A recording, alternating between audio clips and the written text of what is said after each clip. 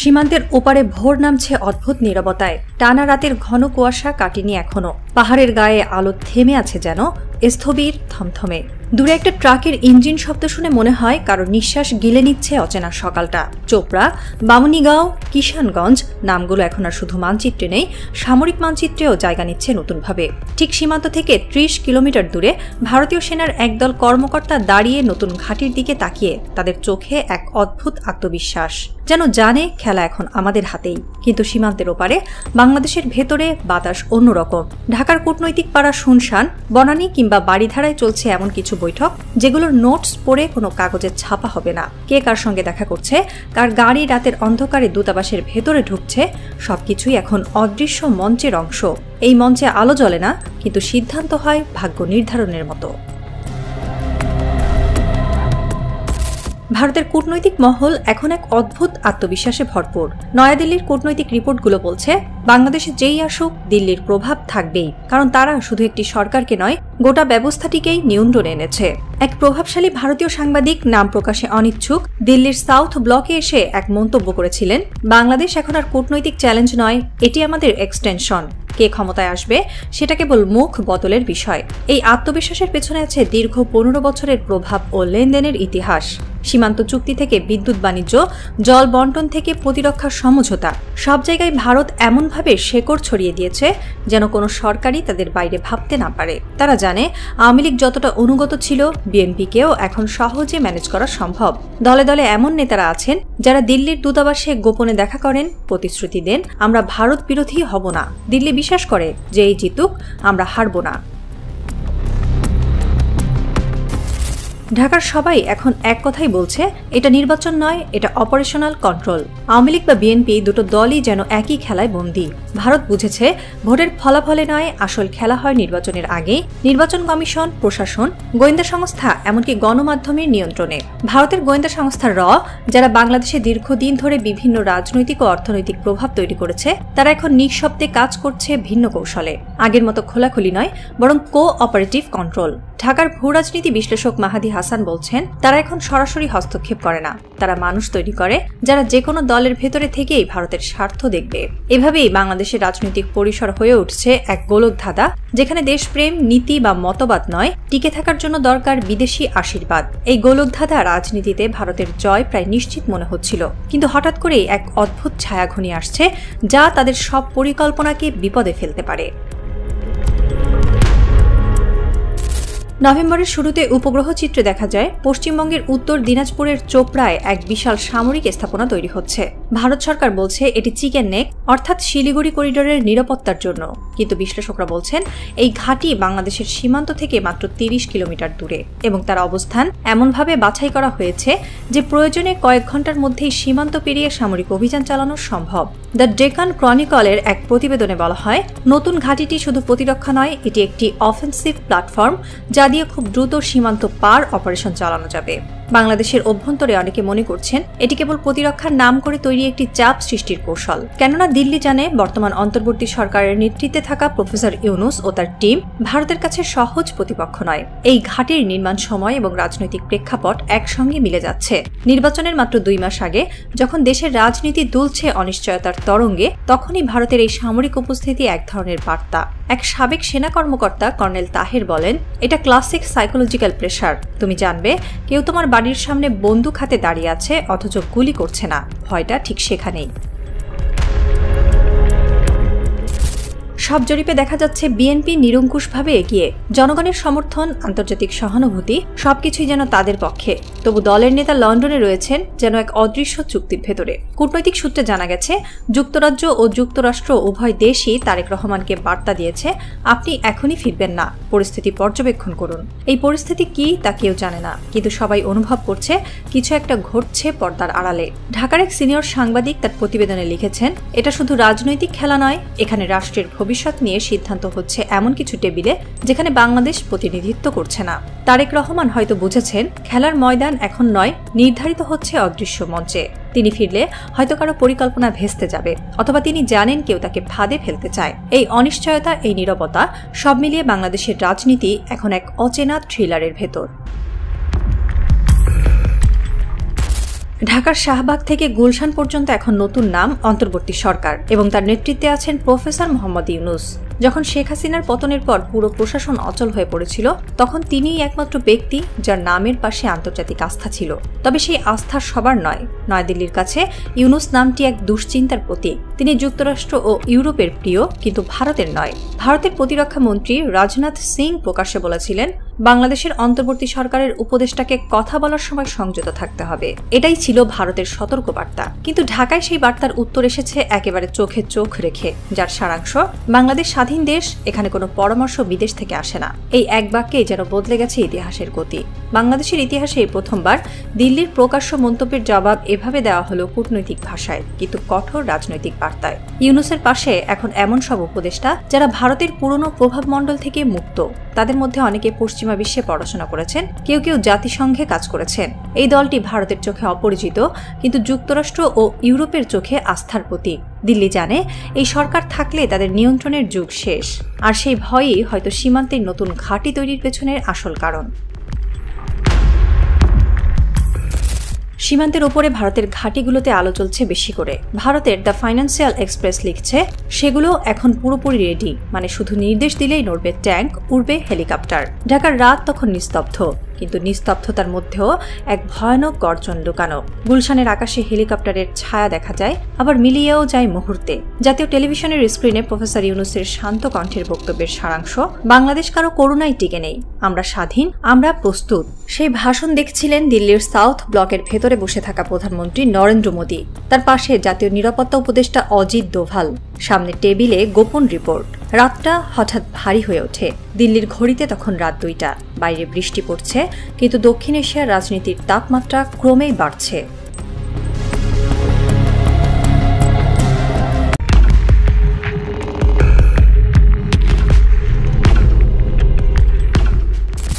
রাতের দিল্লি। সাউথ ব্লকের জানালাগুলো এখনো আলো জ্বলছে।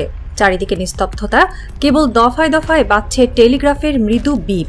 ভারতের প্রতিরক্ষা মন্ত্রণালয়ের এক গোপন কক্ষে বসে আছেন প্রধানমন্ত্রী নরেন্দ্র মোদী, প্রতিরক্ষা মন্ত্রী রাজনাথ সিং আর সেনাপ্রধান জেনারেল আনন্দ বর্মা। টেবিলের ওপর রাখা এক নীল ফাইলে লেখা অপারেশন বাংলাদেশ।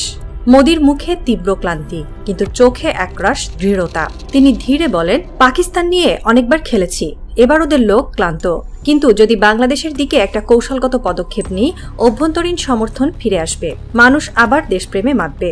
রাজনাথ মাথা নাড়লেন। বাংলাদেশে ইউনূস এখন বড় ফ্যাক্টর। ওদের যদি চাপে আনা যায়, বাকিটা সহজ। নীরব কক্ষে যেন সময় থমকে গেল। ঠিক তখনই একজন কর্নেল দরজায় এসে রিপোর্ট দিল, সীমান্তের 30 কিলোমিটারের মধ্যে 3টি ঘাঁটি প্রস্তুত, sir. Rafale squadron stand by. মোদীর চোখে ক্ষীণ হাসি ফুটে উঠল। খেলা শুরু হোক। ভারতের নির্বাচনের আগে অভ্যন্তরীণ চাপ ক্রমশ বাড়ছে। বেকারত্ব, মুদ্রাস্ফীতি আর কৃষকদের আন্দোলন সরকারকে বিব্রত করছে। বিরোধীরা যখন চাকরি চাই স্লোগানে রাস্তায় নেমেছে, মোদীর ঘনিষ্ঠরা জানেন শুধু অর্থনীতি দিয়ে আর ভোট জেতা যাবে না, দরকার একটি নতুন জাতীয়তাবাদী জোয়ার। 2019 সালে বালাকোট সার্জিক্যাল স্ট্রাইক ছিল সেই জোয়ারের নাম। পাকিস্তানে কথিত হামলার পর ভারতের শহরগুলোতে উল্লাসে ফেটে পড়েছিল মানুষ, আর বিজেপির ভোট শেয়ার বেড়েছিল প্রায় 8%। এখন মোদীর আশেপাশের পরামর্শদাতারা নতুন টার্গেট খুঁজছেন, এমন এক পদক্ষেপ যা সহজ, দ্রুত এবং রাজনৈতিকভাবে লাভজনক। এবং সেই জায়গায় এসে বাংলাদেশকে দেখা হচ্ছে ইজি অপশন হিসেবে। একজন প্রাক্তন কর্মকর্তা ইন্ডিয়া টুডেতে বলেছেন, বাংলাদেশের সাথে সীমান্তে তেমন কোনো ঝুঁকি নেই, তাদের সামরিক প্রতিরক্ষার ক্ষমতা পাকিস্তানের 1%ও নয়। ভারতের রাজনৈতিক বিশ্লেষক অরবিন্দ দত্ত বলেন, বাংলাদেশ হলো ভারতের জন্য low risk high reward case. কেননা এখানে আক্রমণ মানেই যুদ্ধ নয়, বরং সীমান্ত সুরক্ষা নামের এক নিয়ন্ত্রিত সামরিক অভিযান। এতে ক্ষতি কম, কিন্তু নির্বাচনী লাভ প্রচুর। গত 3 মাস ধরে সীমান্ত এলাকায় অস্বাভাবিকভাবে বেড়েছে সামরিক টহল, নতুন করে রাডার স্থাপন, ফরওয়ার্ড বেস ক্যাম্প, এমনকি ইলেকট্রনিক সার্ভাইলেন্স, সবই ইঙ্গিত দিচ্ছে ভারত একটি প্রি অ্যাম্পটিভ স্কিম সাজাচ্ছে। ঢাকা এ বিষয়ে আনুষ্ঠানিক প্রতিবাদ জানিয়েছে, কিন্তু দিল্লি তা উপেক্ষা করেছে। সরকারি মুখপাত্রের ভাষায় সবই নিয়মিত প্রতিরক্ষা কার্যক্রম, অথচ উপগ্রহ চিত্র বলছে এগুলো সাধারণ প্রস্তুতি নয়, এটি সামরিক অবস্থান পরিবর্তনের নিদর্শন। নভেম্বর জুড়ে উত্তরবঙ্গের আকাশে দেখা যাচ্ছে ভারতীয় যুদ্ধবিমানের ফ্লাইট প্যাটার্ন। সেনা টহল বেড়েছে ধূপগুড়ি, কোচবিহার, চোপড়া পর্যন্ত।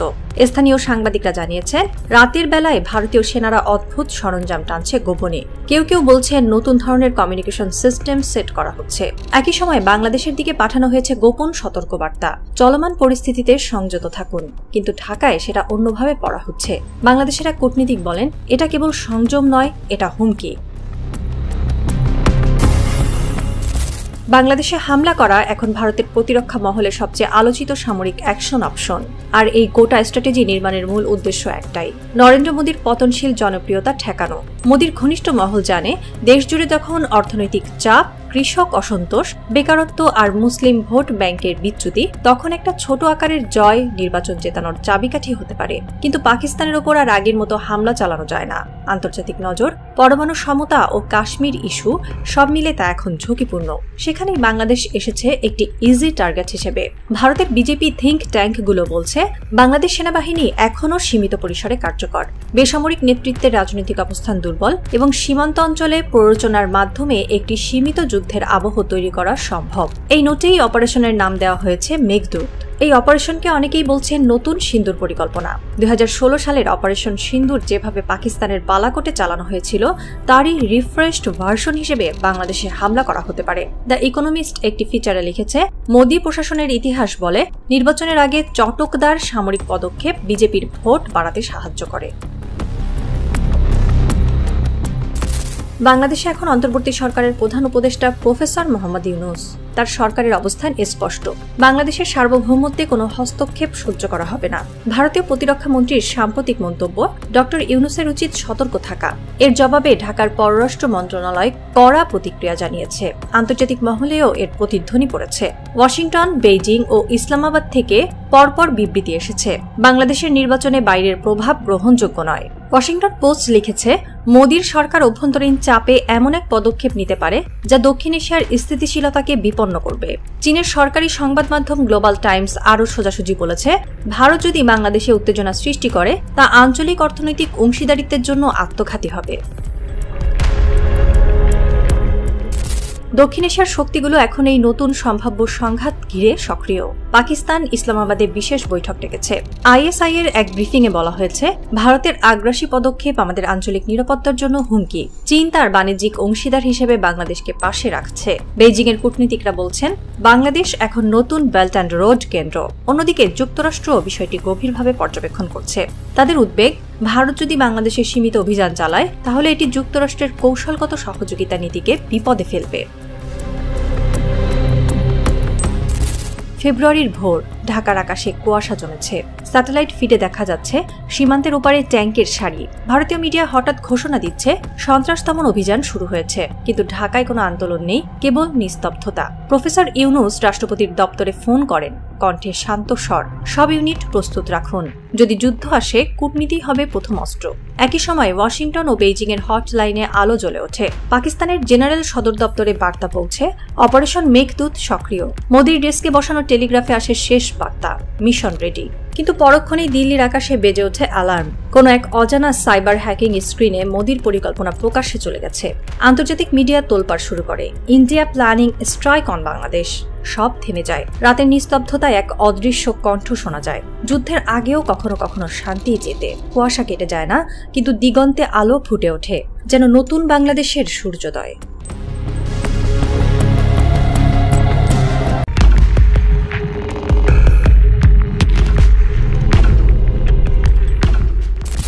রংপুরের মাঠ জুড়ে তখন সন্ধ্যা নামছে। গ্রীষ্মের শেষ আলো কমলা আর লাল রঙে ছড়িয়ে পড়েছে চারপাশে। হঠাৎ হাওয়ার দোল, গাছের পাতায় যেন ফিসফিস করছে কোনো অজানা সতর্কবার্তা। এই স্তব্ধ পরিবেশের আড়ালে বাংলাদেশের উত্তরের সীমান্তে জমে উঠছে এমন এক কূটনৈতিক ও সামরিক টানাপোড়েন, যা শুধু দুই দেশের সম্পর্ক নয়, পুরো দক্ষিণ এশিয়ার ভবিষ্যৎকে ঘিরে আছে। বছরের পর বছর কেউ কেউ বলছিল, ভারত ও বাংলাদেশের মধ্যে সামরিক ব্যবধান দ্রুত বেড়ে চলেছে। বাংলাদেশ আপ্রাণ চেষ্টা করেও যেন মিনিমাম ক্রেডিটেবল ডিটারেন্স অর্জন করতে পারছে না। বিশেষত পূর্ববর্তী সরকারের উদাসীনতায় সামরিক গ্যাপ আরও বেড়ে গেছে। এর মধ্যে কোটা আন্দোলনের ঢেউ হঠাৎ সেই একছত্র শাসনের ভিত নড়বড়ে করে দেয়। ক্ষমতার পালাবদলের পরে হঠাৎ করে বাংলাদেশ দেখে নিজেদের আকাশের নিরাপত্তা আর আগের মতো নেই। পাশের দেশ তার চারপাশে নতুন ঘাঁটি গড়ে তুলছে। 2025 সালের শুরুতে ভারত সরকার 3টি নতুন সামরিক ঘাঁটি নির্মাণের ঘোষণা দেয়। চোপড়া, উত্তর দিনাজপুর, পশ্চিমবঙ্গ, কিশনগঞ্জ, বিহার ও ধুবড়ী, অসম। এই ঘাঁটিগুলো এমনভাবে সাজানো যেন বাংলাদেশের রংপুর অঞ্চল একেবারে ঘেরাও হয়ে পড়ে। ভারতের সামরিক বিশ্লেষক মেজর গৌরা ওয়ারিয়া প্রকাশ্যে স্বীকার করেন, আমাদের প্ল্যান রংপুরের 2 পাশ দিয়ে ইউনিট এগিয়ে যাবে, মাঝখানে রংপুর বিচ্ছিন্ন হবে, তারপর এই চিকেন নেক করিডোর হবে আরও বড়।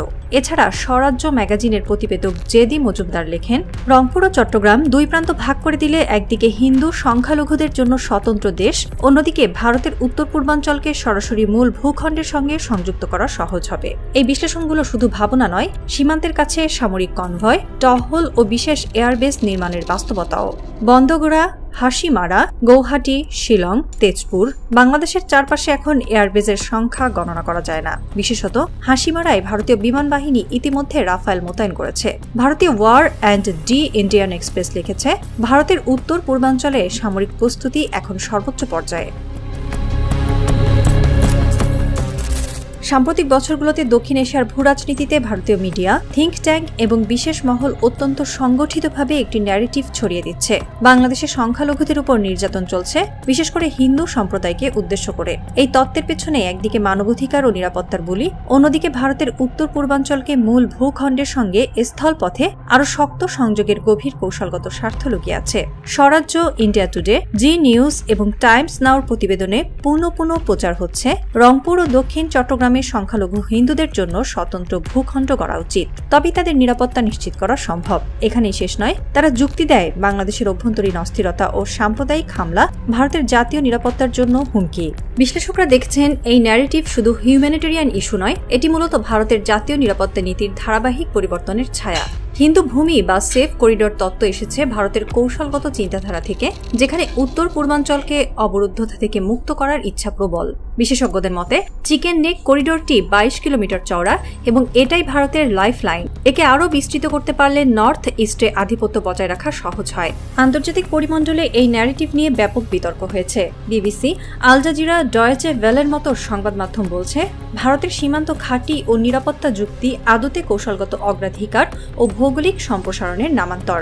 আন্তর্জাতিক বিশ্লেষক প্রফেসর সুমিত্রা বোস বলেন, ধর্মীয় সংখ্যালঘু সুরক্ষার নামে ভারত তাদের ভৌগোলিক গেম প্ল্যান সাজাচ্ছে। এতে বাংলাদেশ চাপে পড়ছে এবং বৃহত্তর কৌশলগত ভারসাম্য বদলে যাচ্ছে।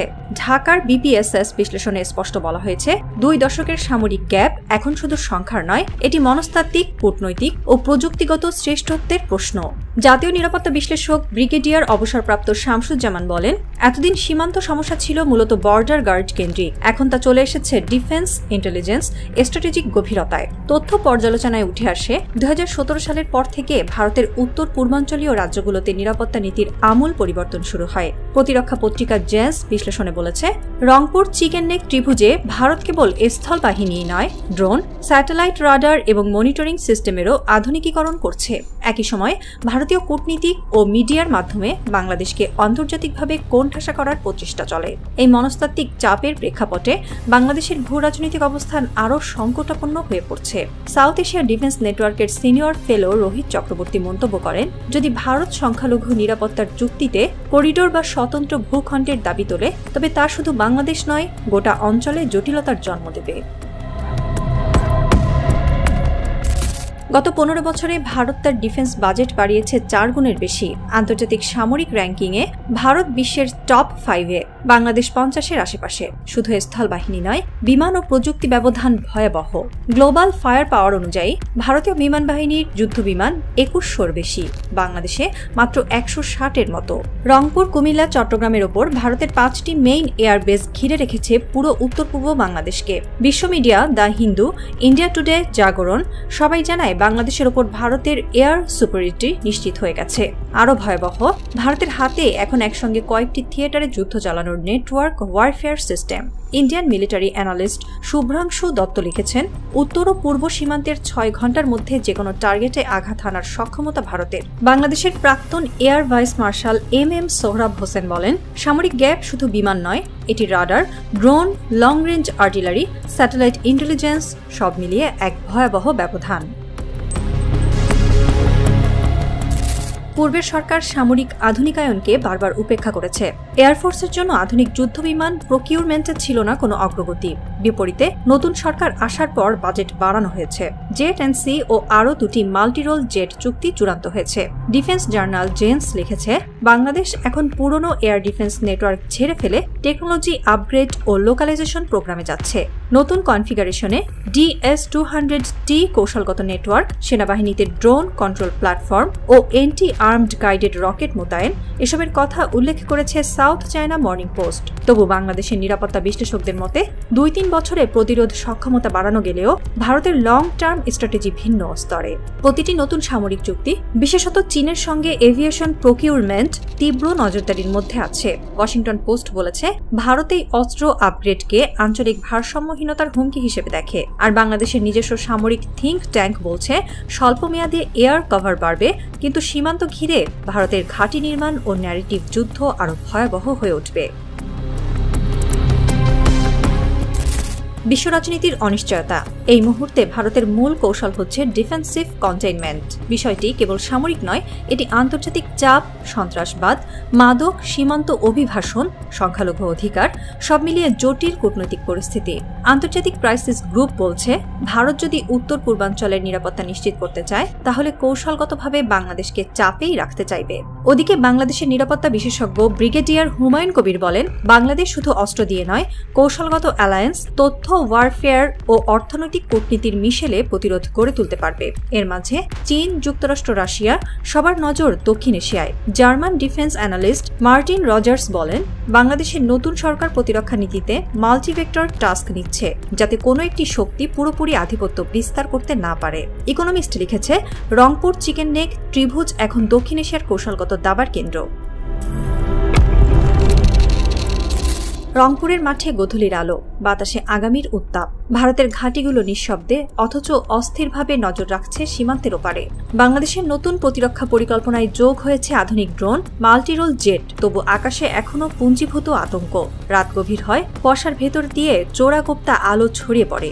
একদিকে ভারতের সামরিক কনভয়, অন্যদিকে বাংলাদেশের এয়ার সার্ভেলেন্স রাডার। কেউ জানে না কখন শুরু হবে পরবর্তী সংঘাত। এটি কি এক নতুন যুদ্ধের সূচনা, নাকি কৌশলগত দাবার আরেকটি গোপন চাল? বিশ্বজুড়ে শ্বাসরুদ্ধকর এক প্রতীক্ষা। রংপুর, চোপড়া, কিশনগঞ্জ, ধুবড়ি, প্রশ্নটা এখনো একই। কে প্রথম আগুন ছোড়ার সাহস দেখাবে, আর কোথায় থামবে এই নতুন দক্ষিণ এশিয়ার সামরিক ছায়াযুদ্ধ?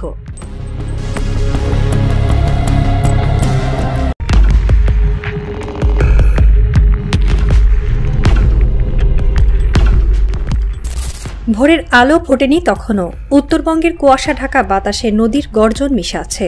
হঠাৎ করেই দূর থেকে ভেসে আসে একটি হেলিকপ্টারের শব্দ, ভারী, ধীর এবং অচেনা।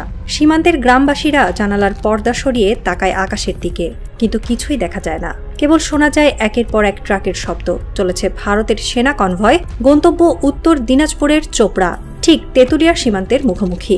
বাংলাদেশের উত্তরাঞ্চলের লালমনিরহাট ও পঞ্চগড়ে সেই দিন রাতেই এক অনির্দিষ্ট গুঞ্জন ছড়িয়ে পড়ে, ভারত সীমান্তে নতুন ঘাঁটি বানাচ্ছে। সরকারি বিবৃতি আসে না, কিন্তু আন্তর্জাতিক সংবাদ মাধ্যমে শিরোনাম ভেসে ওঠে, বাংলাদেশ সীমান্তে ভারতের নতুন সামরিক ঘাঁটি। এটি শুধু একটি ঘাঁটির গল্প নয়, এটি আসলে এক নতুন ভূ রাজনৈতিক খেলায় ভারতের প্রথম চাল। ডেকান ক্রনিকলের প্রতিবেদনে প্রকাশ, 2025 সালের 6 নভেম্বর ভারতের পূর্ব কমান্ডের সেনাপ্রধান লেফটেন্যান্ট জেনারেল RC তেওয়ারি আনুষ্ঠানিকভাবে উদ্বোধন করেন চোপড়া সামরিক ঘাঁটি। মাত্র কয়েক মাসের প্রস্তুতিতে নির্মিত এই ঘাঁটি ভারতের কৌশলগত প্রতিক্রিয়া নেটওয়ার্কের অংশ, যা পরিকল্পিত হয়েছে বাংলাদেশ সীমান্তের একেবারে ধারে। ঘাঁটিটির অবস্থান উত্তর দিনাজপুর জেলার চোপড়া শহর, বাংলাদেশের তেঁতুলিয়া থেকে প্রায় 1.5 কিলোমিটার দূরে। চারপাশে নদী, পাহাড়ের ছায়া আর মাঝখানে এক সমভূমি। যুদ্ধের ভাষায় একে বলে আদর্শ যুদ্ধক্ষেত্র।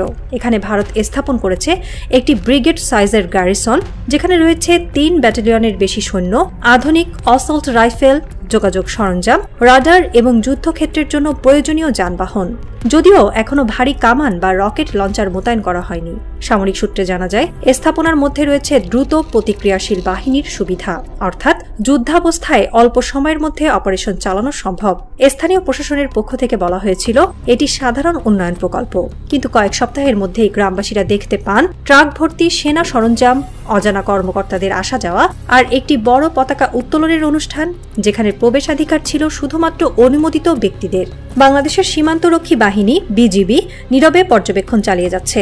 ঢাকাস্থ কূটনীতিক আনোয়ারুল হক বলেন, ভারত এই ঘাঁটি তৈরি করেছে কেবল প্রতিরক্ষার জন্য নয়, এটি এক ধরনের প্রতীকী বার্তা, আমরা সীমান্তে আছি। ভারতের উত্তর পূর্বাঞ্চলের 7টি রাজ্যের সঙ্গে ভারতের মূল ভূখণ্ডের একমাত্র সংযোগ পথ হল শিলিগুড়ি করিডর, যাকে সবাই চিকেন নেক নামে চেনে। এই করিডরটি মাত্র 22 কিলোমিটার চওড়া, নিচে বাংলাদেশ, উপরে নেপাল ও ভুটান। সামরিক বিশ্লেষক ব্রিগেডিয়ার SK সিং বলেন, এটি ভারতের সবচেয়ে স্পর্শকাতর অঞ্চল। যদি এই করিডর বন্ধ হয়ে যায়, উত্তর পূর্ব ভারতের 7টি রাজ্য বিচ্ছিন্ন হয়ে পড়বে। তাই দিল্লির কাছে এই পথের নিরাপত্তা শুধু কৌশল নয়, অস্তিত্বের প্রশ্ন। চোপড়া ঘাটির অবস্থান এমনভাবে নির্ধারিত হয়েছে যাতে এটি সরাসরি তেঁতুলিয়া ও লালমনিরহাটের উপর নজর রাখতে পারে। যদি কখনো যুদ্ধাবস্থা তৈরি হয়, এই ঘাঁটি থেকে সোজা করিডরের দিকে সেনা সরবরাহ ও বিমান প্রতিরক্ষা পরিচালনা সম্ভব হবে। তবে বাস্তবতা হলো, এই ঘাঁটির ছায়া বাংলাদেশের ভূখণ্ডেও পড়ছে। লালমনিরহাট বিমান ঘাঁটি, সৈয়দপুর বিমানবন্দর, এমনকি উত্তরাঞ্চলের রাডার কাভারেজের আওতায় চলে আসছে। সামরিক বিশ্লেষক কর্নেল ফরহাদ হোসেন বলেন, চিকেন নেক ভারতের জন্য যেমন স্পর্শকাতর, তেমনি বাংলাদেশের জন্যও এটি এক কৌশলগত হাতিয়ার। দিল্লি সেটি নিরাপত্তার অজুহাতে নিজেদের নিয়ন্ত্রণে নিতে চাইছে। বাংলাদেশের উত্তরাঞ্চলে লালমনিরহাট বিমান ঘাঁটি হল এক গুরুত্বপূর্ণ প্রতিরক্ষা কেন্দ্র। এখান থেকেই দেশের উত্তর সীমান্ত পর্যবেক্ষণ করা হয়। চোপড়া ঘাঁটির অবস্থান ঠিক এই ঘাঁটির বিপরীতে। দুই পক্ষের মাঝখানে মাত্র 35 কিলোমিটার ব্যবধান। লালমনিরহাট ঘাঁটিতে বর্তমানে যে উন্নয়ন প্রকল্প চলছে, ভারত সেটিকে সন্দেহের চোখে দেখছে। বাংলাদেশের বিমান বাহিনীর জন্য নতুন রাডার সিস্টেম, ড্রোন ইউনিট এবং সম্ভাব্য চীনা যোগাযোগ সরঞ্জাম স্থাপনের তথ্য নিয়েই ভারতীয় সংবাদ মাধ্যম উদ্বেগ প্রকাশ করছে। ভারতের পত্রিকা দ্য হিন্দু লিখেছে, বাংলাদেশের লালমনিরহাট ঘাঁটিতে চীনা প্রযুক্তির উপস্থিতি দিল্লির নিরাপত্তা পরিমণ্ডলের শঙ্কার সৃষ্টি করেছে। ভারতের সাবেক সেনা কর্মকর্তা জেনারেল দীপক কাপুর বলেন, চোপড়া ঘাঁটি প্রতিরক্ষা নয়, এটি বাংলাদেশের সামরিক অগ্রগতির প্রতিক্রিয়া। 2005 সাল থেকেই ভারত বাংলাদেশের তেঁতুলিয়া করিডর ব্যবহারের প্রস্তাব দিয়ে আসছে। সেই করিডর ব্যবহার করলে ভারতকে আর 65 কিলোমিটার ঘোর পথে যেতে হবে না। কিন্তু ঢাকা কখনোই রাজি হয়নি, কারণ এটি কেবল একটি রাস্তা নয়, এটি সার্বভৌমত্বের প্রশ্ন। যদি দিল্লি এই করিডর পায়, তবে তার চিকেন নেক নিরাপত্তার দূরত্ব দ্বিগুণ হবে, 24 কিলোমিটার থেকে বেড়ে 50 কিলোমিটার। যুদ্ধ কৌশলে এর অর্থ, চীনের রকেট বা কামান হামলা থেকে ভারতের মূল করিডর নিরাপদ থাকবে। বাংলাদেশের পররাষ্ট্র বিশ্লেষক ডক্টর আসিফ রহমান বলেন, চোপড়া ঘাঁটি শুধুমাত্র নজরদারির কেন্দ্র নয়, এটি বাংলাদেশের ওপর চাপ সৃষ্টির কৌশল। ঢাকা বিশ্ববিদ্যালয়ের আন্তর্জাতিক সম্পর্ক বিভাগের অধ্যাপক ডক্টর শাফায়েতুল্লাহ বলেন, ভারতের এই পদক্ষেপকে এক ধরনের মনস্তাত্ত্বিক প্রক্সি চাপ হিসেবে দেখা উচিত। তারা জানে বাংলাদেশ এই করিডর দিতে রাজি হবে না, কিন্তু চাপের বাস্তবতা তৈরি করাই তাদের উদ্দেশ্য। চোপড়া ঘাঁটির খবর প্রকাশের পর থেকেই আন্তর্জাতিক পর্যবেক্ষকরা সক্রিয় হয়েছে। যুক্তরাষ্ট্র ভিত্তিক বিশ্লেষক ডক্টর মাইকেল স্যান্ডার্স বলেন, ভারত এখন দক্ষিণ এশিয়ায় প্রভাব পুনর্গঠনের চেষ্টা করছে। বাংলাদেশ সেই প্রচেষ্টার সবচেয়ে গুরুত্বপূর্ণ কেন্দ্রবিন্দু। দিল্লির গণমাধ্যম গ্লোবাল টাইমসের বিশ্লেষক ওয়াং জিনওয়ে লিখেছেন, ভারতের উত্তর পূর্ব সীমান্তে নতুন সামরিক স্থাপনা আসলে বাংলাদেশের স্বাধীন ভূ রাজনৈতিক নীতিকে পরীক্ষা করার একটি প্রচেষ্টা। অন্যদিকে পাকিস্তানের প্রতিরক্ষা বিশ্লেষক এয়ার ভাইস মার্শাল শহীদ লতিফ বলেন, বাংলাদেশ এখন আত্মনির্ভর সামরিক কূটনীতির পথে। এটি ভারতের জন্য সবচেয়ে বড় চ্যালেঞ্জ। রাত গভীর, সীমান্তের আকাশে ধোঁয়াটে মেঘ। বাংলাদেশের বিজিবি পর্যবেক্ষণ টাওয়ারে ডিউটিতে থাকা অফিসার মাহবুবুল আলম দূরবীন হাতে তাকিয়ে আছেন। ভারতের চোপড়া ঘাটির দিকে একটানা চলাচল, কিন্তু শব্দ নেই, কেবল আলোর ঝলকানি। রাতের এই নিস্তব্ধতার মধ্যেই হঠাৎই ভেসে আসে ড্রোনের গুঞ্জন। সীমান্ত বরাবর ঘোরাঘুরি করছে অদ্ভুত এক ডিভাইস। ঢাকার প্রতিরক্ষা সূত্র বলছে, ভারতের নতুন স্থাপিত চোপড়া ঘাঁটি থেকে নিরবিচ্ছিন্ন নজরদারি ড্রোন কার্যক্রম শুরু হয়েছে। এই ড্রোনগুলোতে উচ্চ ক্ষমতা সম্পন্ন ইলেকট্রনিক সেন্সর ও নাইট ভিশন প্রযুক্তি যুক্ত, যা 30 কিলোমিটার গভীর পর্যন্ত স্যাটেলাইট ডাটা পাঠাতে সক্ষম। দ্য হিন্দুস্তান টাইমস এই প্রসঙ্গে লিখেছে, চোপড়া ঘাটির ড্রোন নজরদারি শুধুমাত্র সীমান্ত পর্যবেক্ষণ নয়, এটি এক নতুন ধরনের গোয়েন্দা অভিযানের ইঙ্গিত।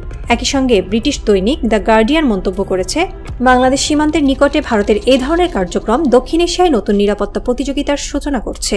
ঢাকা বিশ্ববিদ্যালয়ের আন্তর্জাতিক সম্পর্ক বিভাগের অধ্যাপক ডক্টর সাফায়েতুল্লাহ বলেন, চোপড়া ঘাটির এই ড্রোন কার্যক্রমকে শুধুমাত্র প্রযুক্তিগত নজরদারি হিসেবে দেখা ভুল হবে। এটি মনস্তাত্ত্বিক চাপ তৈরির কৌশল, যা বাংলাদেশকে প্রতিক্রিয়াশীল অবস্থায় রাখার উদ্দেশ্যে পরিচালিত।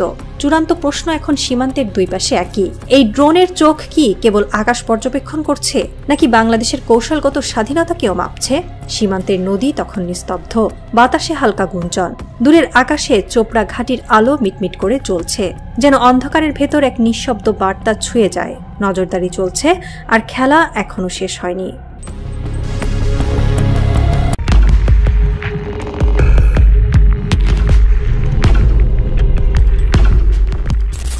রাতের আকাশটা নীলকালো ছায়ায় ঢাকা। হালকা কুয়াশা ছুঁয়ে আছে আসামের ধুবড়ী জেলার নদীতীর। কোথাও দূরে মালগাড়ির শীষ শোনা যায়, তারপর হঠাৎ নেমে আসে নিস্তব্ধতা। সেই নীরবতা ভেঙে সামনে এগিয়ে আসে কয়েকটি মিলিটারি ট্রাক। রাস্তায় আলো নেই, কিন্তু ট্রাকের মধ্যে স্পষ্ট দেখা যায় satellite communication unit, mobile radar system এবং মুখ ঢাকা স্পেশাল ইন্টেলিজেন্স অফিসারদের একটি দল। তারা থামে সীমান্ত থেকে মাত্র কয়েক কিলোমিটার দূরে। একজন গ্রামবাসী বলে ওঠে, এবার স্থায়ী হতে এসেছে ওরা। এই দৃশ্যটা শুধু একটি রাতের ছবি নয়, এটা যেন দক্ষিণ এশিয়ার মানচিত্রে আঁকা একটি নতুন রেখা। সীমান্তের এত কাছে ভারতের স্থায়ী ঘাঁটি কেন এখন? এই প্রশ্নগুলো নিয়ে আলোচনার ঢেউ উঠেছে ঢাকা থেকে দিল্লি এবং ছড়িয়ে পড়েছে আন্তর্জাতিক মিডিয়া ও থিঙ্ক ট্যাঙ্কের বিশ্লেষণেও। লাচিত বরফুকান নামে একটি সামরিক ঘাঁটি তৈরি হচ্ছে এমন এক এলাকায়, যার অবস্থান কৌশলগতভাবে অত্যন্ত সংবেদনশীল। সীমান্তের মাত্র 30 কিলোমিটার দূরে এই ইন্টেলিজেন্স ঘাঁটি স্থাপন মানে কি নতুন নজরদারি, নাকি মনস্তাত্ত্বিক চাপ তৈরির শুরু? ভারতের এই পদক্ষেপ কি কেবল অভ্যন্তরীণ নিরাপত্তার খাতিরে, নাকি এটি একটি বৃহত্তর কূটনৈতিক ও সামরিক চক্রান্ত, যা সীমান্তের ওপারেও রাজনৈতিক বার্তা পাঠাচ্ছে? টাইমস অফ ইন্ডিয়া প্রথম প্রকাশ করে খবরটি।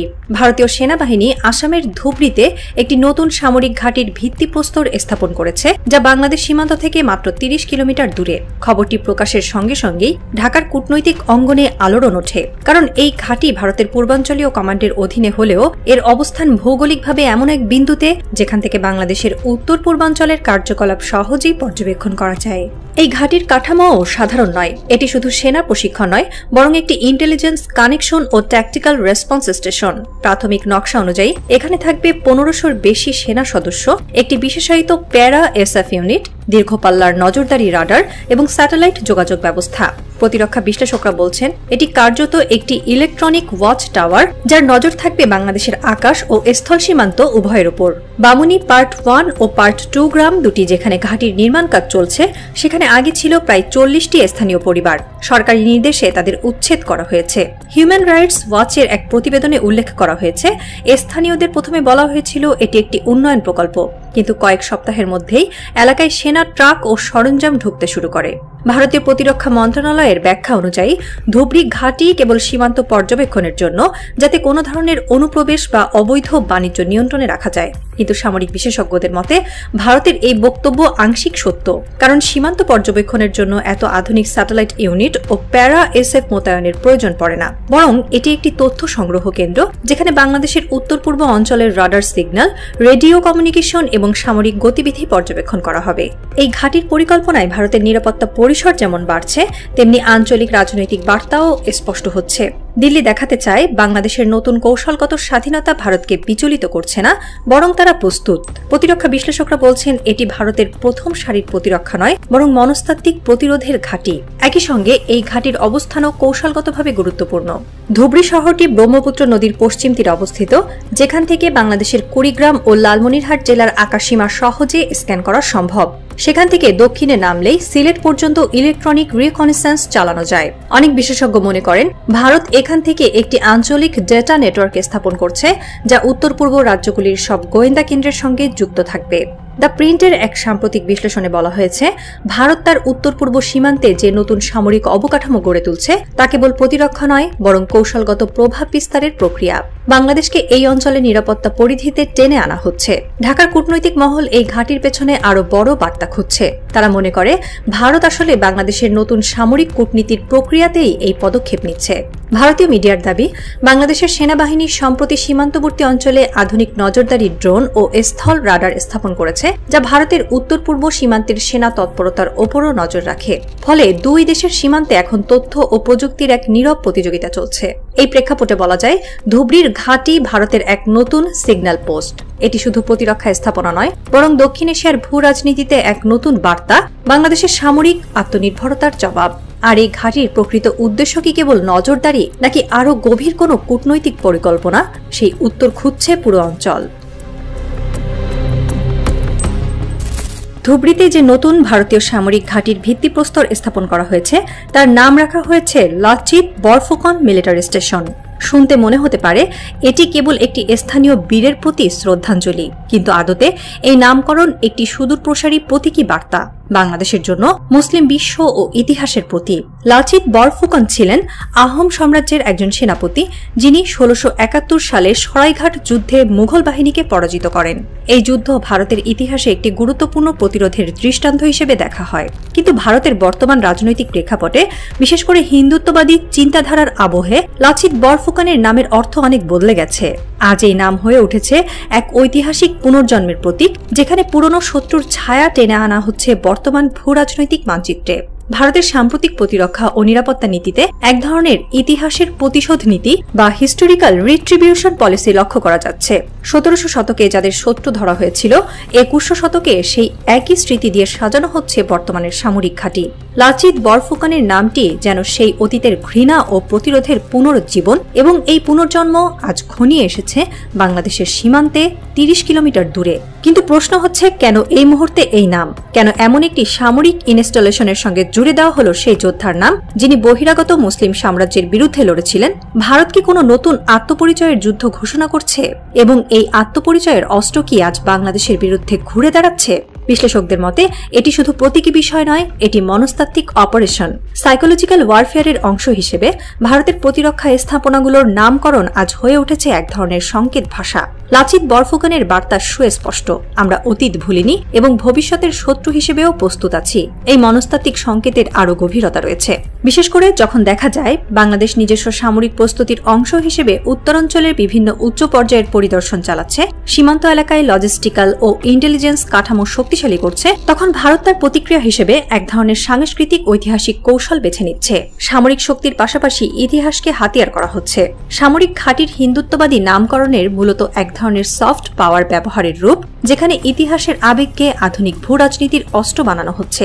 বাংলাদেশ সীমান্ত থেকে মাত্র 30 কিলোমিটার দূরে লাচিত বরফুকনের নামকরণ মানে কেবল একটি সামরিক ঘাঁটি নয়, এটি হচ্ছে একটি বার্তা। এই বার্তা যতটা সামরিক ততটাই মনস্তাত্ত্বিক। তোমরা যদি আমাদের তাবেদার রাষ্ট্রের মতো থাকতে না চাও, তাহলে তোমরাও ঐতিহাসিক শত্রুদের কাতারে, আমরা প্রস্তুত। গত কয়েক মাসে বাংলাদেশ সেনাবাহিনীর উচ্চপদস্থ কর্মকর্তারা সীমান্তবর্তী সিলেট, লালমনিরহাট ও ময়মনসিংহ অঞ্চলে একাধিক পরিদর্শন করেছেন। প্রতিটি সফরেই তারা সীমান্ত নিরাপত্তা, টহল ব্যবস্থা এবং নতুন প্রযুক্তি সংযোজনের বিষয়গুলো গভীরভাবে পর্যবেক্ষণ করেছেন।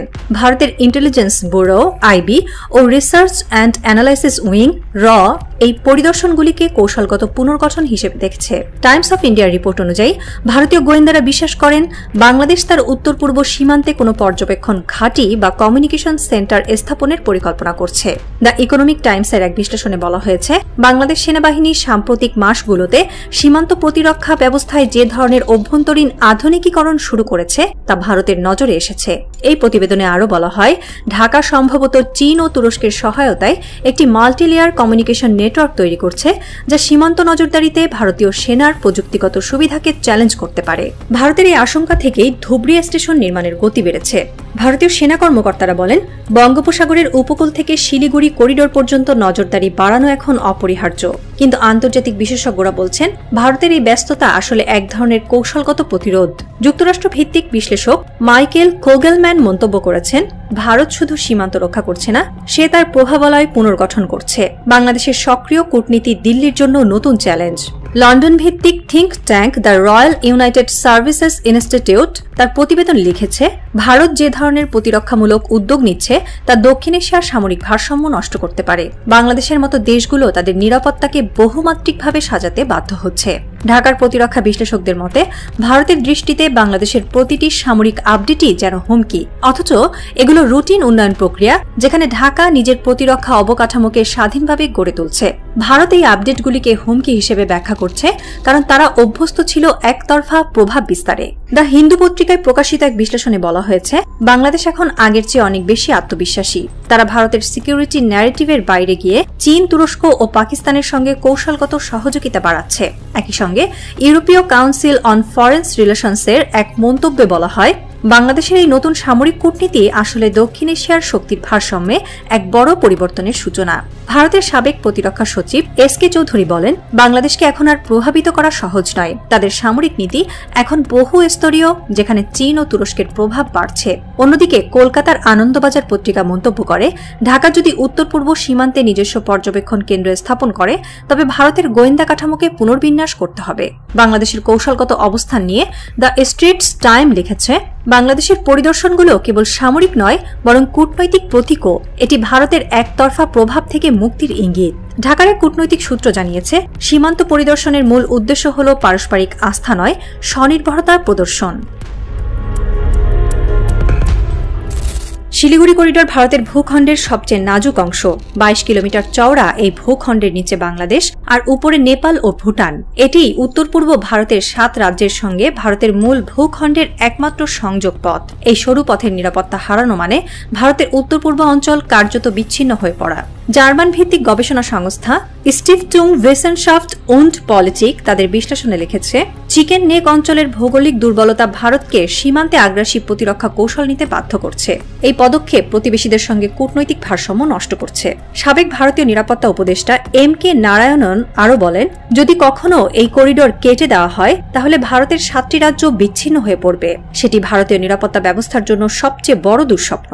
এ কারণেই ভারত এখন সীমান্তের 30 কিলোমিটার ভেতরে একের পর এক সেনা ঘাঁটি স্থাপন করছে। তাদের উদ্দেশ্য স্পষ্ট, বাংলাদেশ বা অন্য কোনো রাষ্ট্র যেন এই অঞ্চলে কোনো সামরিক পদচারণা করতে না পারে। দীর্ঘদিন ধরে ভারত দক্ষিণ এশিয়ায় একটি নির্ভরশীল বা ভ্যাসাল স্টেট নীতি চালিয়ে এসেছে, যেখানে প্রতিবেশী দেশগুলোকে স্বাধীন অংশীদার নয়, বরং নীতি অনুসারী সহযোগী হিসেবে দেখা হয়েছে। বাংলাদেশ এই নীতির অন্যতম কেন্দ্রবিন্দু ছিল। শেখ হাসিনার সরকার ক্ষমতায় থাকাকালে ভারতের প্রভাব বাণিজ্য, জ্বালানি, সীমান্ত ব্যবস্থাপনা এবং প্রতিরক্ষা নীতির প্রতিটি স্তরে ছড়িয়েছিল। কিন্তু সাম্প্রতিক পরিবর্তনে সেই ভারসাম্য ভেঙে গেছে। বাংলাদেশ এখন কৌশলগতভাবে একটি ব্যালিস্টিক পাওয়ার হিসেবে আত্মপ্রকাশ করছে। চীন, তুরস্ক, পাকিস্তান, এমনকি যুক্তরাষ্ট্রের সঙ্গে প্রতিরক্ষা ও প্রযুক্তি সহযোগিতা বাড়ানো এই নতুন নীতির অংশ। বাংলাদেশের প্রতিরক্ষা খাত নিজস্ব সক্ষমতা অর্জনের পথে। এয়ার ডিফেন্স নেটওয়ার্ক, কোস্টাল নজরদারি ব্যবস্থা এবং ড্রোন কারখানা প্রতিষ্ঠার পরিকল্পনা ভারতের একতরফা আধিপত্যকে দুর্বল করে দিচ্ছে। ভারতীয় নীতি নির্ধারকরা এখন এক দ্বন্দ্বে পড়েছেন। একদিকে বাংলাদেশকে হারাতে চান না, অন্যদিকে তার স্বাধীন সিদ্ধান্ত গ্রহণে ভয় পায়। ফলস্বরূপ ভারত সীমান্তে সামরিক উপস্থিতি বাড়িয়ে মনস্তাত্ত্বিক চাপ তৈরি করছে। কিন্তু এতে উল্টো প্রভাব পড়ছে। বাংলাদেশ যতই চাপের মুখে পড়ছে, ততই তার বিকল্প জোট এবং স্বনির্ভর সামরিক কাঠামো আরও মজবুত হচ্ছে। একসময় বাংলাদেশের উপর ভারতের প্রভাবের প্রতীক ছিল ট্রানজিট রুট ও সীমান্ত চুক্তি। এখন প্রতীক হয়ে উঠেছে প্রতিরোধ। বর্তমান সরকার কূটনীতির ভাষায় দৃঢ়ভাবে বুঝিয়ে দিয়েছে, ঢাকা আর ভারতের ভেসেল নয়।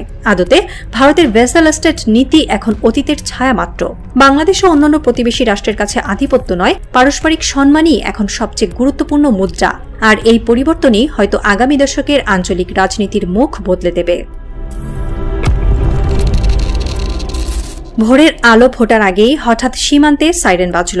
ধুবড়ী ঘাটির দিকে ছুটছে মিলিটারি জিপ। ওপারে বাংলাদেশের টহল দল তাদের নিজস্ব মনিটরিং পোস্টে প্রস্তুত। নদীর কুয়াশায় ঘিরে ফেলেছে সবকিছু, কিন্তু বাতাসে এক অদ্ভুত অস্থিরতা, যেন অদৃশ্য কোনো ঘটনার অপেক্ষা চলছে। ভারতীয় মিডিয়ায় সেই সকালেই খবর ভেসে উঠল, বাংলাদেশ সীমান্তের সন্দেহজনক রাডার সিগন্যাল ধরা পড়েছে। কয়েক ঘন্টা পরই বাংলাদেশের প্রতিরক্ষা মুখপাত্র জানালেন, আমাদের সীমান্তে কোনো সামরিক তৎপরতা নেই, তবে পরিস্থিতি পর্যবেক্ষণে রাখা হয়েছে।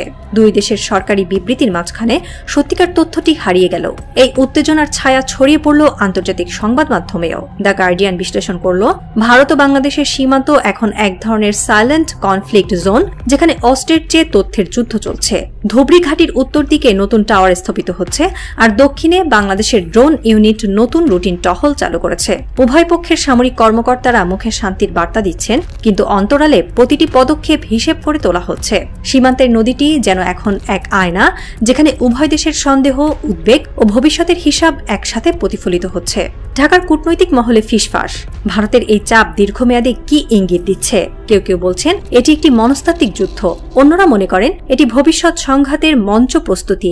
রাত নেমে এলে নদীর ওপারে শুধু আলো দেখা যায়, দুই দেশের সেনা পোস্টের আলো, দূরের গ্রামের নিভু নিভু ঘরবাতি, আর মাঝ নদীতে এক ভাসমান ড্রোনের ক্ষীণ সিগন্যাল। সেই আলো যেন ইঙ্গিত দিচ্ছে ইতিহাসের আরেকটি অধ্যায় শুরু হতে চলেছে। প্রশ্ন এখন একটাই, এই সীমান্তের নীরব উত্তেজনা কি শুধু নজরদারির গল্প, নাকি দক্ষিণ এশিয়ার নতুন সংঘাতের প্রস্তাবনা?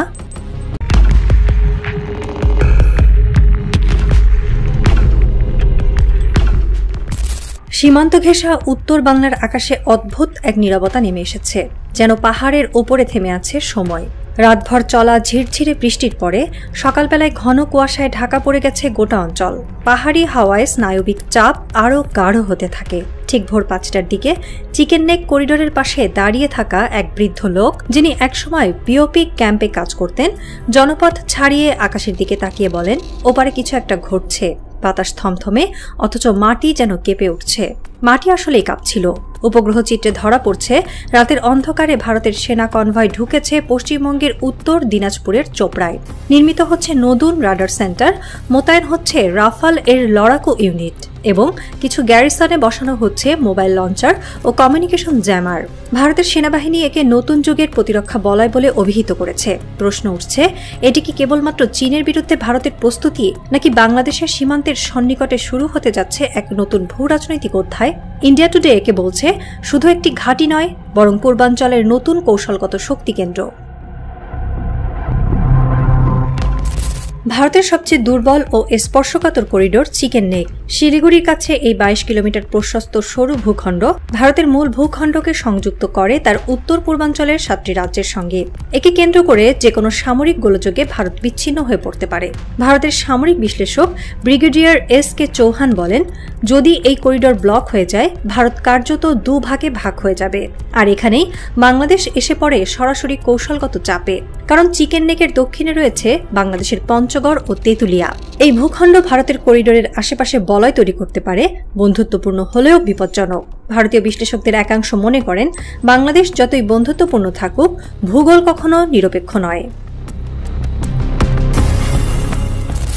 2025 সালের অক্টোবর থেকে নভেম্বর এই সময়ে 3টি নতুন সামরিক স্থাপনা ভারত নির্মাণ করেছে চিকেন নেক করিডোরের আশেপাশে। চোপড়া, পশ্চিমবঙ্গ। ভারতের তেঁতুলিয়া থেকে মাত্র 1.5 কিলোমিটার দূরে। এখানে আছে ব্রিগেড লেভেলের গ্যারিসন, নতুন radar, communication hub, mobile launcher ও drone launch point. Kishanganj, Bihar, বাংলাদেশের ঠাকুরগাঁয়ের বিপরীতে। এখানে দেখা গেছে RRT, র্যাপিড রিঅ্যাকশন ট্রুপসের প্রস্তুতি। বিভিন্ন ছবি ও ভিডিওতে প্রশিক্ষণরত স্পেশাল ফোর্স সদস্যদের দেখা গেছে। বামুনি, আসাম, বাংলাদেশের কুড়িগ্রামের পাশেই। এখানে রয়েছে ইউএভি সার্ভাইলেন্স পোস্ট, স্থায়ী সেনা ক্যাম্প ও নতুন ধরনের ইলেকট্রনিক ইন্টারসেপ্ট টাওয়ার। ভারতের পক্ষ থেকে দাবি করা হয়েছে এটি সীমান্ত নিরাপত্তা জোরদারের পদক্ষেপ, কিন্তু ঢাকার একজন সাবেক সামরিক গোয়েন্দা কর্মকর্তা নাম প্রকাশ না করার শর্তে বলেন, এটা আত্মরক্ষা নয়, এটা এক ধরনের ফরওয়ার্ড পোস্ট স্থাপন, যা চাপ তৈরির কৌশল হিসেবেই পরিচিত। তিনি আরও বলেন, এটা মনস্তাত্ত্বিক দিক থেকেও বাংলাদেশকে ঘিরে রাখার বার্তা। ভারতেই পুরো অঞ্চল জুড়ে গড়ে তুলেছে এক ত্রিস্তর বিশিষ্ট আকাশ প্রতিরক্ষা বলয়। রাশিয়ান AS-400 সিস্টেম মূলত লাদাখ ও চীন সীমান্তে মোতায়েন, কিন্তু ইন্ডিয়া টুডে জানিয়েছে একটি ইউনিট হাসিমারা বিমান ঘাঁটি থেকে এই অঞ্চলের উপরে কাভারেজ দেয়। MRSAM medium range surface to air missile, Israel ও DRDO এর যৌথ প্রকল্প, দেশীয় QRSAM ও আকাশ মিসাইল সিস্টেম, যে কোনো কম উচ্চতার ড্রোন বা হামলার ক্ষেত্রে তাৎক্ষণিক প্রতিক্রিয়া। পাশাপাশি মোতায়েন রয়েছে রাফাল ও মিগ সিরিজের যুদ্ধবিমান, সঙ্গে ব্রাহ্মোস রেজিমেন্ট, যা সুপারসনিক স্পিডে স্ট্রাইক দিতে সক্ষম। ভারতের সাবেক প্রতিরক্ষা সচিব শ্রীনাথ রেড্ডি বলেন, চিকেন নেক এখন আর দুর্বল নয়, এটা আমাদের সর্বোচ্চ প্রতিরক্ষিত জায়গা। এখানে 3 ধরনের বাহিনী একসঙ্গে কাজ করে, বায়ু, স্থল ও ইলেকট্রনিক। কিন্তু প্রশ্ন হলো, সেই প্রতিরক্ষার নিশানা কি কেবল চীন, নাকি বাংলাদেশের ভূখণ্ডে কার্যকর একটি মনস্তাত্ত্বিক চাপের নকশা তৈরি করা হয়েছে? চোপড়া ঘাটির একেবারে বিপরীতেই বাংলাদেশের লালমনিরহাট বিমান ঘাঁটি, যেখানে সাম্প্রতিক মাসগুলোতে ব্যাপক উন্নয়ন চলছে। স্থাপিত হচ্ছে চীনা JY-27A ফেজড অ্যারে রাডার, আসছে UAV স্কোয়াড্রন, সৈয়দপুরে গড়ে উঠছে নতুন কমান্ড কন্ট্রোল বাংকার। ভারতের দ্য হিন্দু লিখেছে, বাংলাদেশের উত্তরাঞ্চলের ঘাঁটিগুলোতে চীনা প্রযুক্তির উপস্থিতি ভারতীয় গোয়েন্দা সংস্থার উদ্বেগ বাড়িয়েছে। বাংলাদেশ সেনাবাহিনীর সাবেক ব্রিগেডিয়ার জেনারেল শাহিনুর রহমান বলেন, চোপড়া ঘাঁটি বাংলাদেশকে এক প্রকার মনস্তাত্ত্বিক চাপে ফেলার কৌশল, কিন্তু আমরা পাল্টা বার্তা দিচ্ছি। আমাদের আকাশ ও ভূমি নজরদারিতে আছে। তিনি বলেন, সীমান্তের ওপারে চোখ রাখার মতো ডিভাইস ও দক্ষতা আমাদেরও আছে। 2005 সাল থেকে ভারত তেঁতুলিয়া করিডর ব্যবহারের অনুরোধ জানিয়ে আসছে, কিন্তু বাংলাদেশ কখনোই তা অনুমোদন করেনি। কারণ এটি শুধু একটি রাস্তা নয়, এটি সার্বভৌমত্বের পরীক্ষাগার। ঢাকা বিশ্ববিদ্যালয়ের আন্তর্জাতিক সম্পর্ক বিভাগের অধ্যাপক ডক্টর শাফায়েত উল্লাহ বলেন, ভারত জানে বাংলাদেশ করিডর দেবে না, তাই চারপাশে ঘাঁটি গড়ে তোলা তাদের বিকল্প কৌশল। রাজনৈতিক বিশ্লেষক ডক্টর আসিফ রহমান বলেন, চোপড়া ঘাঁটি একটি মনস্তাত্ত্বিক বার্তা। ভারত বলছে, তুমি না বললে আমরা ঘিরে ফেলব। আর এই ঘিরে ফেলা কেবল মানচিত্রে নয়, মনোজগতে। চীনের রাষ্ট্র নিয়ন্ত্রিত সংবাদ মাধ্যম গ্লোবাল টাইমস জানিয়েছে, ভারতের এই তৎপরতা মূলত বাংলাদেশ ও চীনের ঘনিষ্ঠতাকে ঠেকানোর চেষ্টা। চীনা অধ্যাপক ওয়াং জিনওয়েই মন্তব্য করেছেন, ভারত এখন দক্ষিণ এশিয়ায় তার বলয় পুনর্গঠনের খেলায় নেমেছে। বাংলাদেশ সেই খেলায় নতুন কেন্দ্রে পরিণত হয়েছে। এটি কেবল ভূ রাজনীতি নয়, এক প্রকার নরম যুদ্ধ। পাকিস্তানের বিশ্লেষক air vice martial Shahid Latif বলেন, বাংলাদেশের সামরিক স্বাধীনতা ভারতের চোখে কাটা হয়ে দাঁড়িয়েছে। তারা চায় বাংলাদেশ শুধু গার্মেন্টস ও রপ্তানি পর্যন্ত থাকুক, সামরিক উচ্চারণ যেন না করে। যুক্তরাষ্ট্রের কৌশলগত গবেষক ডক্টর মাইকেল স্যান্ডার্স মনে করেন, ভারত, চীন, বাংলাদেশ 3 দেশের এই ত্রিভুজে যুক্তরাষ্ট্রের গভীর নজরদারি চলছে, কারণ বঙ্গোপসাগরেই আগামী দশকের রণনীতি স্থির হবে। তিনি বলেন, যেখানে চীন রাডার বসায়, ভারত সেখানে ঘাঁটি বসায়, আর আমেরিকা সেখানে সিগন্যাল শোনে। বাংলাদেশের সীমান্ত নজরদারি ইউনিটগুলোতে হঠাৎই একাধিক অজানা রেডিও ফ্রিকোয়েন্সি ধরা পড়ে। প্রতিরক্ষা মন্ত্রণালয়ের কর্মকর্তারা নিশ্চিত করেছেন, এই সিগন্যালগুলো এসেছে ভারতের নবনির্মিত চোপড়া ও কিশনগঞ্জ ঘাঁটির দিক থেকে। এগুলো ছিল সামরিক যোগাযোগ পরীক্ষার অংশ, যেখানে উচ্চ ক্ষমতা সম্পন্ন ইন্টারসেপ্ট সিস্টেম ব্যবহার করা হয়েছে। ভারতের সামরিক জার্নালগুলো বলছে, চোপড়া ঘাঁটিতে মোতায়েন করা হয়েছে উন্নত সিগন্যাল ইন্টেলিজেন্স ইউনিট, যা সীমান্ত পেরিয়ে 200 কিলোমিটার ব্যাসার্ধে যোগাযোগ পর্যবেক্ষণ করতে সক্ষম। বাংলাদেশের বিশেষজ্ঞরা দাবি করছেন, এর মাধ্যমে সীমান্তের বেসামরিক নেটওয়ার্কের সিগন্যাল ধরা পড়তে পারে। পররাষ্ট্র মন্ত্রণালয়ের একজন কর্মকর্তা জানান, বাংলাদেশ সরকার বিষয়টি ঘনিষ্ঠভাবে পর্যবেক্ষণ করছে। কূটনৈতিক চ্যানেল সক্রিয় রাখা হয়েছে, তবে আনুষ্ঠানিকভাবে কেউ প্রকাশ্যে কিছু বলেনি। অন্যদিকে ভারতের প্রতিরক্ষা মন্ত্রণালয় জানিয়েছে, চোপড়া ও কিশনগঞ্জ ঘাঁটি সম্পূর্ণ অভ্যন্তরীণ নিরাপত্তা পরিকল্পনার অংশ। কিন্তু আন্তর্জাতিক পর্যবেক্ষকরা মনে করেন, এই ব্যাখ্যা বাস্তবতার সঙ্গে পুরোপুরি মেলে না। ব্রিটিশ সামরিক বিশ্লেষক রিচার্ড ব্যারেট বিবিসিকে বলেন, ভারত উত্তর পূর্বাঞ্চলকে নতুন হাইব্রিড যুদ্ধক্ষেত্রে রূপ দিচ্ছে, যেখানে সীমান্ত অতিক্রম না করলেও প্রতিপক্ষের যোগাযোগ নেটওয়ার্কে প্রবেশ সম্ভব। রাত বাড়ে, সীমান্তের ওপারে আবারও দেখা যায় এক নীলাভ আলো, সম্ভবত পরীক্ষামূলক ড্রোন বা নজরদারি বিমানের। পরিস্থিতি শান্ত, কিন্তু সিগন্যাল সক্রিয়। আর বিশ্লেষকরা প্রশ্ন তুলছেন, এটা কি কেবল অভ্যন্তরীণ নিরাপত্তা, নাকি দক্ষিণ এশিয়ায় এক নতুন নীরব যুদ্ধের সূচনা?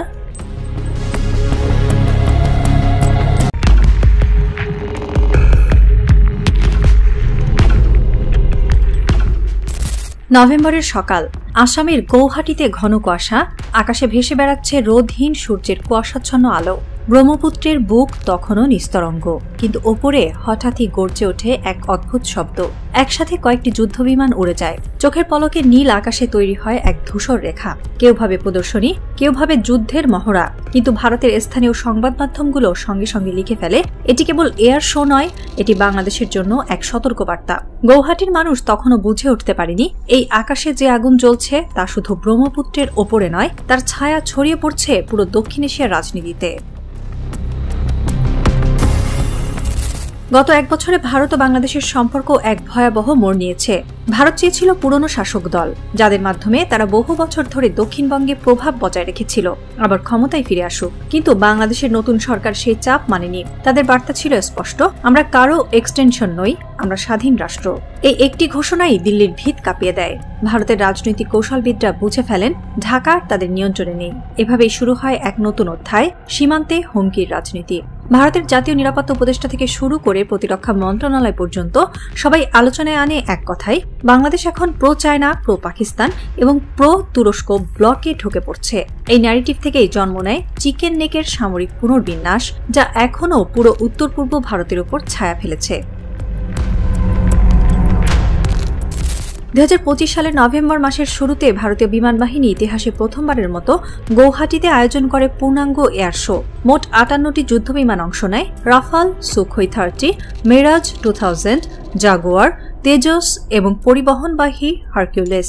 ভারতীয় সংবাদপত্রগুলো লিখল, রাফাল ও তেজস যুদ্ধবিমানের উড্ডয়ন ছিল অসাধারণ। ব্রহ্মপুত্রের ওপরে ফ্লাই পাস্ট যেন এক রণসঙ্গীত, কিন্তু এর পেছনে ছিল এক গোপন বার্তা। একই সঙ্গে ভারতের বিমান বাহিনী ঘোষণা দেয় যে 13 থেকে 20 নভেম্বর পর্যন্ত চলবে উত্তর পূর্বাঞ্চলের সামরিক মহড়া, যেখানে অংশ নেবে চীন, ভুটান, মিয়ানমার ও বাংলাদেশের সীমান্ত ঘেঁষা সব বেস। এবং তার সাথে সাথেই ভারতীয় টেলিভিশন চ্যানেলগুলো বলে ওঠে, এই মহড়া বাংলাদেশের জন্য একটি সিগন্যাল। নতুন সরকার যেন বুঝে নেয় ভারতকে উপেক্ষা করার ফল কি হতে পারে। ভারতের গণমাধ্যমগুলোর রিপোর্টে স্পষ্ট ভাষায় লেখা হয়, চিকেন নেকের দিক থেকে মোহাম্মদ ইউনূসের সরকারের জন্য এটি একটি ওয়ার্নিং। এমনকি কিছু সংবাদে বলা হয়, বাংলাদেশের সাম্প্রতিক প্রতিরক্ষা সহযোগিতা তুরস্ক ও পাকিস্তানের সঙ্গে ভারতের নিরাপত্তাকে অস্থিতিশীল করে তুলছে।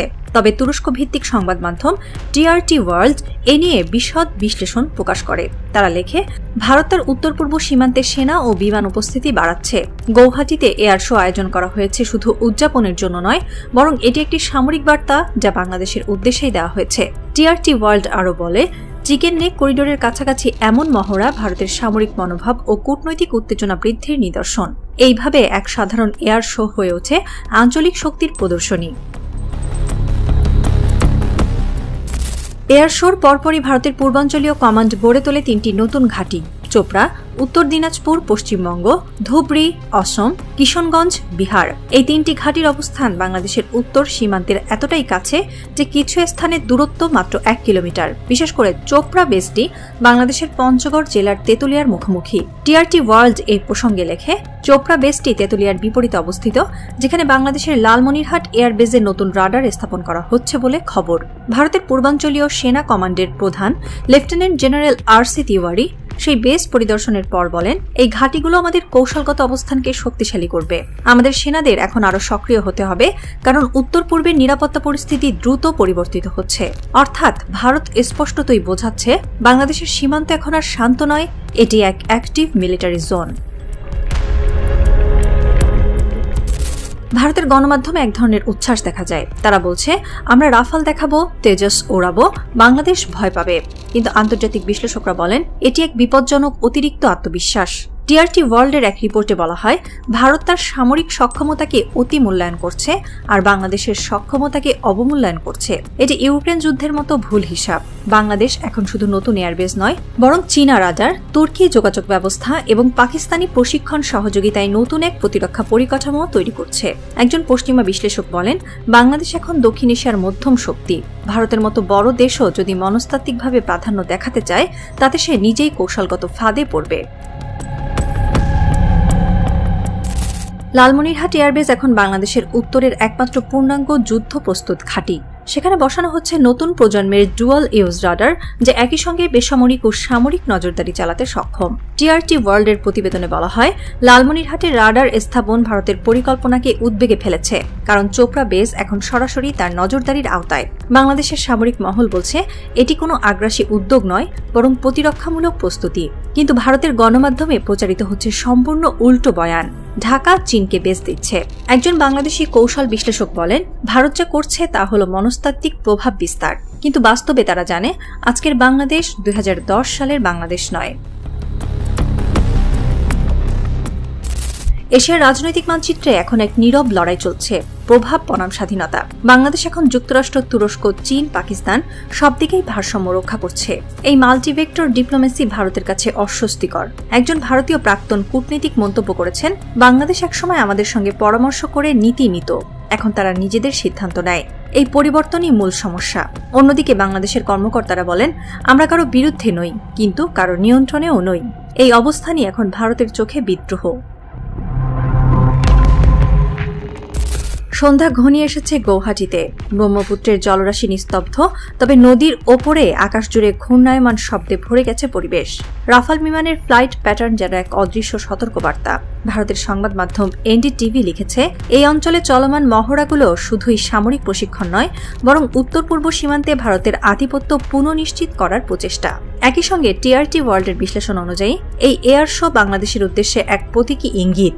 নতুন কূটনৈতিক বাস্তবতায় দিল্লি তার আঞ্চলিক অবস্থান হারাতে চায় না। আঞ্চলিক সামরিক বিশ্লেষক রবার্ট ম্যাককেনা মন্তব্য করেছেন, ব্রহ্মপুত্র উপত্যকা এখন দক্ষিণ এশিয়ার নতুন স্ট্র্যাটেজিক ভেন।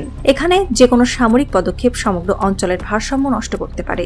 বাংলাদেশের এক অবসরপ্রাপ্ত বিমান কর্মকর্তা সম্প্রতি বলেছেন, ভারত যদি মহড়া চালায় আমরা পর্যবেক্ষণ করব, কিন্তু প্রস্তুতি আমাদের থেমে নেই। প্রতিরক্ষা মানে কেবল যুদ্ধ নয়, প্রতিক্রিয়া জানার সক্ষমতা। গোধূলির আলো নিভে এলে দেখা যায় লালমনিরহাটের দিকের আকাশে জ্বলে উঠেছে রাডারের সূক্ষ্ম লাল বিন্দু। ভারতের সীমান্তে রাফাল অবতরণ করছে, বাংলাদেশের দিক থেকে টহল বিমানের নীল আলো মিটিমিটি করছে, এক নিঃশব্দ প্রতিদ্বন্দ্বিতা। সীমান্তে এখন যুদ্ধের ভাষা নেই। দক্ষিণ এশীয় বিশ্লেষক সাউথ এশিয়া ডিফেন্স রিভিউ লিখেছেন, কিন্তু যেভাবে দুটি দেশ তাদের আকাশে প্রতিফলিত শক্তি প্রদর্শন করছে, তাতে বোঝা যায় দক্ষিণ এশিয়ায় নতুন এক শীতল যুদ্ধ শুরু হয়ে গেছে। ব্রহ্মপুত্রের ওপরে রাত নামে, আর সেই সঙ্গে নেমে আসে অদৃশ্য উত্তেজনা, যেখানে প্রতিটি রাডার পিং, প্রতিটি ফ্লাইট পথই এক একটা নীরব বার্তা। শান্তি যেন এখন কেবল এক সাময়িক বিরতি, যার পরেই হয়তো ইতিহাস আবার লিখবে নতুন সংঘাতের নাম।